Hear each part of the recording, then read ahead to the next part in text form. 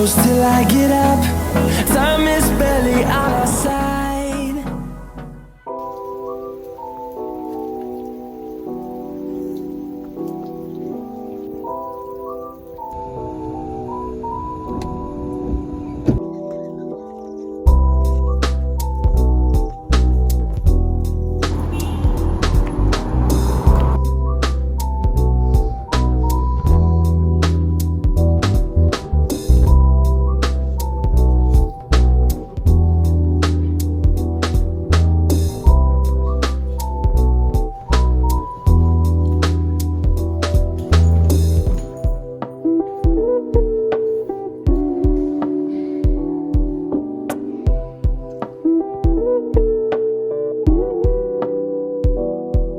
Sexual exploitation is not only just, child trafficking. It's also child pornography. It's also child sexual abuse. It's also child prostitution. I'm coming all the way from Abuja, and Lagos has always been exemplary when it comes to the issues of gender-based violence. And Nigeria knows, the world knows, so I'm really, really happy to be here on behalf of everyone. Our gathering here is majorly for the sake of the children, and I'm really, really happy to be here representing the Abuja people. International, we are based in Bangkok, Thailand. We work in 120 countries globally, and we protect children against all forms of sexual exploitation. Sexual exploitation of children online, sexual exploitation of children in travel and tourism, and trafficking of children for sexual purposes. Commander of National Regional Command.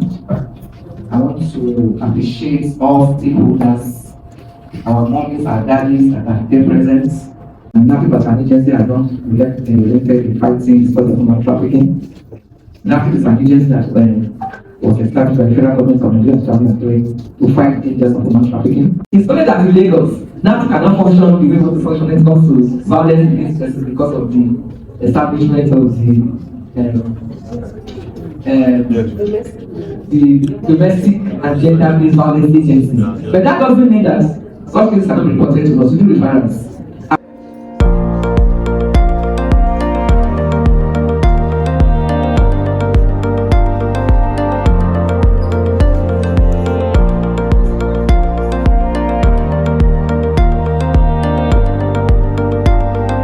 Sharing the video can cause some damages. Sorry, please, I against it a little, please. The reason why I against it, I will explain. If the video was sent to me from person, one of the honorables, in which I will not make mention of the honorable's name. But if the video was not sent on Lagos Island CDHR platform, I won't say it, and I will not be able to forward it immediately to the CP that they should try immediately to swing into the action, because it's not in Lagos Island, it's in Ogun State. So it is the CP that can contact another jurisdiction. Like all of us here now, you might not be able to take action on that video. So we don't need to take care. You need to know where that video should go. And that is what we have done. You send it to CP and it was handled. But because it's not to CP, it has gone viral. That's not true. Saying that it shouldn't be done within ourselves. The OC Gender for Ikeja has released that child. Before CP got to know, they released that child. But now, Madam Ford mentioned something about delayed justice. For this forum, I don't think there is any police officer or representing the city. I'm really sorry to say this, but the fact remains, it is the truth. We always have issues with the police, and it is always what she has said about logistics. She mentioned the chief from justice, and she mentioned that the next thing they say is budget. No fund. Even for this case that we mentioned, that I mentioned from the senior political, you know that the human intelligence has been removed. Yes, of course. Because they did not respond at the right time. So police is always another issue. All right, thank you. A child will call you and say, "Mommy, we have a sleepover in someone's house," and you, a parent, will allow that to happen. Have you wanted to ask yourself, this child is going for a sleepover out there? What happens in the night there? A child might be abused by their fellow friends, or even a father to a friend might even abuse the child, your own child. Honestly, sometimes girls. What about the male? What about the male child? I want you NGOs. I know how many times it's confided in me. Can you believe that your house help is abusing your daughter and your son? Right? Your ovary eyes in your house. That in Christianity, to Christian aspect, sorry, children who go to one practice, some of them are not really respected. Children who masters for children under sorry, they call this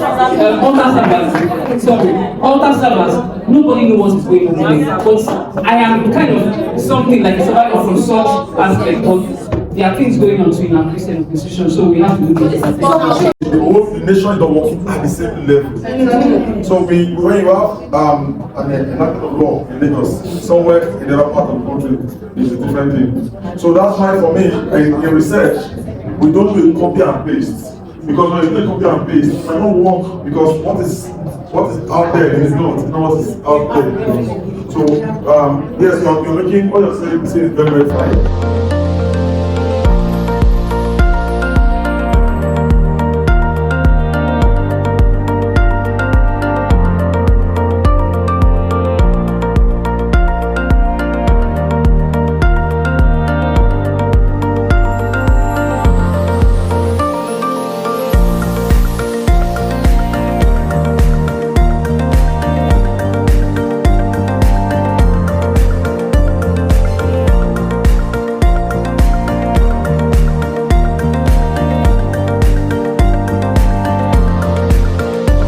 With disabilities, they are 4 times at a risk of being sexually exploited than their peers who do not have disabilities. And they are usually exploited because they cannot speak out. Even their parents are not even given the opportunity, do not have that confidence to speak out for them because of stigmatization and discrimination in the society. So today, lots of them are just going through lots of trauma. In areas of education, they are being exploited. In areas of health, sexual and reproductive health, they are being exploited. Even in social inclusion, they are neglected. So they are just marginalized, neglected, and kept somewhere. It's easy for them to be sexually abused because somebody that is blind cannot even see who is perpetrating that act. Sometimes financial exploitation, they use that on them. I mean the ones that are not blind, the ones that can talk, the ones that can see. They see use financial exploitation of them. Sexual reproductive health, they're being exploited. If any of them go to hospital, they don't even know how to relate to them.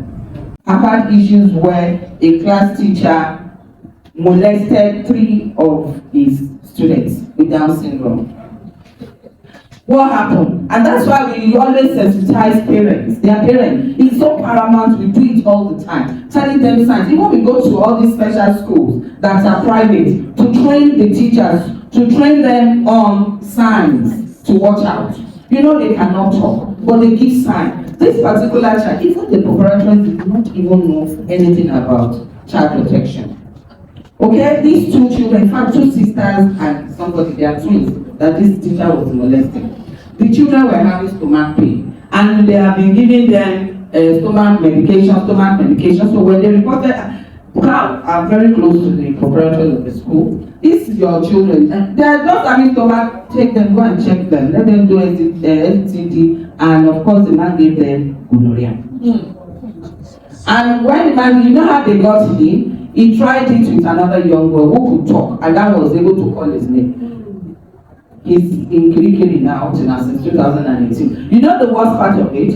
Because of the stigmatization with the parents, They came begging. The proprietor was talking to me that the parent of the teacher, or the family of the teacher were coming to her. I said, it's not in my hands now, it's in the government. Am I government? Did I go to court? I did not. My own is just to report the case to the government, know what is happening. Of course, that case took a long time, and those are the issues we have with the judiciary mechanism. It takes a long time. And we keep clamoring, please expedite cases of children, especially my children with disabilities. This paper looks at sexual exploitation of children as a human rights violation and explored in the Nigerian law context. It is known that child victims are usually isolated, scared, and discouraged from speaking out about their situation.